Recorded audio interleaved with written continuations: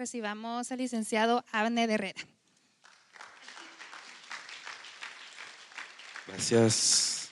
Yo quiero que nos pongamos de pie porque ya vi que ahí que está. Estirémonos ahí.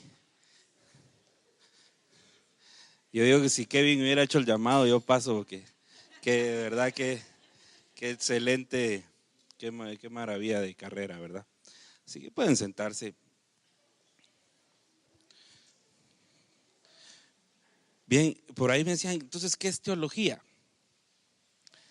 Y podemos pasar ahí las diapositivas en lo que estoy hablando, la primera.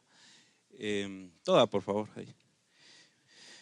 Y es que ¿por qué me decidí a estudiar teología?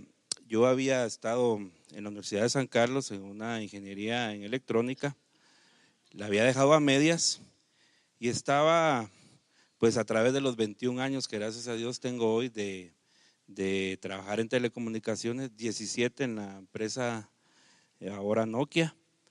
Pues ha tenido varios dueños. Primero fue Lucent Technologies, después fue Alcatel-Lucent y ahora Nokia compró Alcatel-Lucent. Entonces ya voy a hacer 17 años de estar ahí.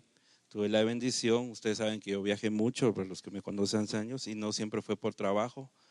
Fui becado también por la empresa, tuve la oportunidad de estudiar en Canadá, en Estados Unidos, en México, en Brasil, Costa Rica y República Dominicana. Y me especialicé en telecomunicaciones, pero tenía esto de que necesitaba, bueno, voy a Guatemala, voy a retomar lo que dejé. Pero también empezó también en la parte del llamado al ministerio, ¿verdad? Entonces yo dije, bueno, ¿qué me veo viendo hacia el futuro? Y eso es lo que ustedes tienen que pensar. ¿Qué se ven ustedes haciendo hacia el futuro? En mi caso, yo como recomendación, yo les diría, bueno, si ustedes quieren estudiar una licenciatura en teología, háganlo, pero ustedes que están muchachos, solamente aquellos que ya sientan el llamado de Dios para un ministerio ya a tiempo completo, métanse ahorita.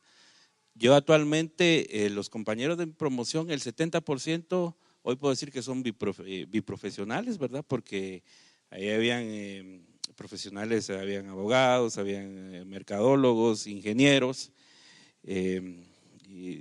pedagogos, y que decidieron estudiar la licenciatura en teología. ¿Por qué? Porque todos en su iglesia, aunque no sean pastores, sirven, predican y esa es la responsabilidad que nosotros debemos de tener como miembros de una comunidad de fe. ¿Cómo es posible que un sacerdote, que por eso me gusta mucho la estructura de la Iglesia Católica, pasa 8 años estudiando para poder llegar a ser sacerdote? Y aquí nosotros en la iglesia protestante, a veces cualquiera dice, se va de una iglesia y va a abrir una y sin tener un estudio teológico previo, ¿verdad? Entonces es lamentable y eso nos ha traído demasiados problemas. Vamos ahí, toda la teología es todo lo que, el estudio que viene de la palabra teología viene de Theos, que es Dios, y logos, palabra, ¿verdad? Son las palabras griegas, que ese es el estudio de la revelación de Dios. Eso es lo que es teología. Avancemos, por favor.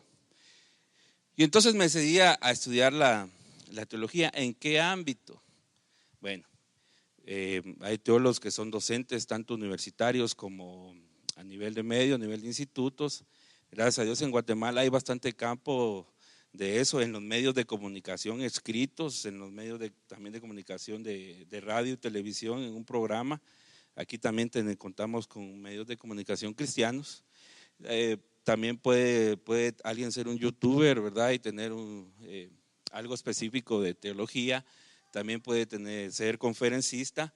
Y también está el ministerio, ¿verdad? El ministerio no solamente pastoral, ¿verdad? Sino que toda aquella persona que está en una comunidad de fe, en nuestro caso Dios de Pactos, pero que ya tiene una célula que predica, pues la recomendación es que se prepare teológicamente.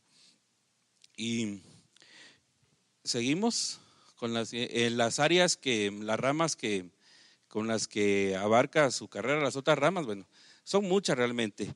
Está la filosofía. Los filósofos dicen que la teología es una rama de la filosofía y los teólogos decimos que la filosofía es una rama de la teología.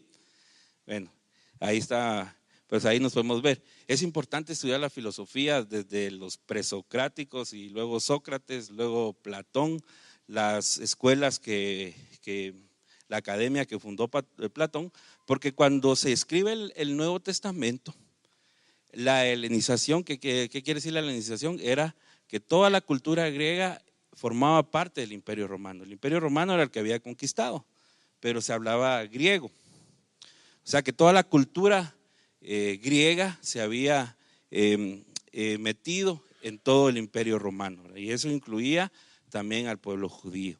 Entonces, cuando se escribe el Nuevo Testamento, uno puede ahora, ya después de estudiar todas las influencias filosóficas, comparar, ¿verdad?, la influencia que pudo tener Pablo, por ejemplo, a la hora de escribir las cartas paulinas y todo eso. Entonces uno puede darse cuenta de todas esas influencias. Es importante la filosofía, y importante después de la edad moderna, el posmodernismo, hasta llegar hasta Nietzsche, que mata a Dios, ¿verdad?, y en sus escritos. Y realmente nos podemos dar cuenta que muchas de esas cosas están hoy en día en la iglesia. A veces se predica, y en la prédica se habla 20 veces de dinero, y a veces se menciona solo una vez a Jesucristo, o no se menciona. Entonces también nosotros ahí como que también lo estamos matando, ¿verdad? Entonces todas esas influencias filosóficas son las que tenemos de tener cuidado. La historia es muy importante estudiarla para la teología, porque nos damos cuenta de cómo después del Pentecostés, en lo que habla el libro de Hechos, cómo pasa la iglesia, los cristianos se empiezan a llamar cristianos en Antioquía, y empiezan a ser perseguidos, ¿verdad? Hay persecuciones muy lamentables con Nerón, con Plinio y Trajano y todos estos emperadores romanos. Y la iglesia, en medio de en los primeros 3 siglos, tiene también que responder a las influencias gnósticas que estaban saliendo en ese tiempo. Entonces ya la iglesia empieza a dar sus primeros discursos teológicos, lo que ellos creían, todo lo que era su fundamento de fe, y entonces uno va viendo cómo se va formando la iglesia. En el año 325, en el siglo III, Constantino institucionalizó la iglesia. Entonces viene el primer concilio, es el concilio de Nicea, y le estoy hablando de temas históricos, porque en el concilio de Nicea pasaron muchas cosas. Las más relevantes es que cuando se juntaron todos los líderes de la iglesia, que habían sido ciudadanos hasta de 5ª categoría, luego ya institucionalizada la iglesia, pasan a ser ciudadanos de 1ª categoría, porque era la religión del imperio, ¿verdad? Entonces había que ser cristiano. Terminó la persecución. Entonces en ese concilio se decide que la Biblia tenía demasiada sabiduría, y entonces dijeron, no, la Biblia va a ser solo para el magisterio de la iglesia, y entonces le prohíben al pueblo que tenga la Biblia, y la Biblia solo queda y la interpretación de la Biblia solo queda para el magisterio de la iglesia. Pasaron más de 1000 años, más de 1500 años, y fue hasta el Concilio Vaticano II, en el año 1966. En ese concilio fue que la Iglesia Católica permitió que la Biblia regresara al pueblo, y que la misa se diera en las lenguas vernáculas, porque antes era solo latín. Yo cuando era niño, todavía cuando iba a la iglesia, los que nos recordamos aquí era en latín, los que alguna vez fuimos hace años a la iglesia, porque a pesar de que fue en el 66 que se permitió ya hacerlo en el idioma local, permitió.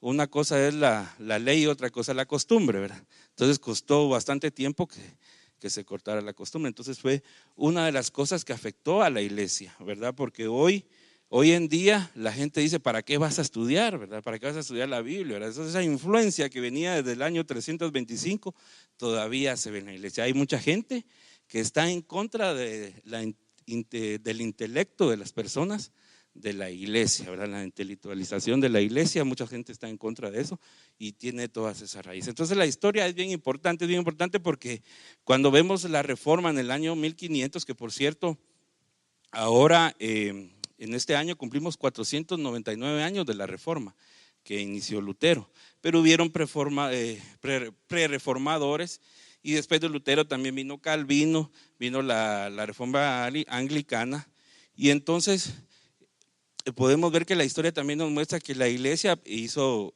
que vamos a recuperar los lugares santos, y empezó a a hacer persecuciones tanto a los musulmanes y todo para recuperar Jerusalén. Entonces la historia también, ya los reformadores como Calvino persiguió a la iglesia también en Suiza, y eso afectó también a los cristianos. El que no era cristiano era perseguido. El evangelio que entró aquí a Guatemala por medio de los españoles y los reyes católicos no era que llegaran y decían, a ver, ¿cómo se sienten? Y todos bendecidos, prosperados y en victoria. No, era un evangelio de conquista, ¿verdad? Dios es el que da la sabiduría, pero debemos nosotros aprender a estudiar la palabra con las herramientas que Dios nos ha dado. Lo voy a dejar ahí, podría decir mucho, pero ya me pasé mi tiempo.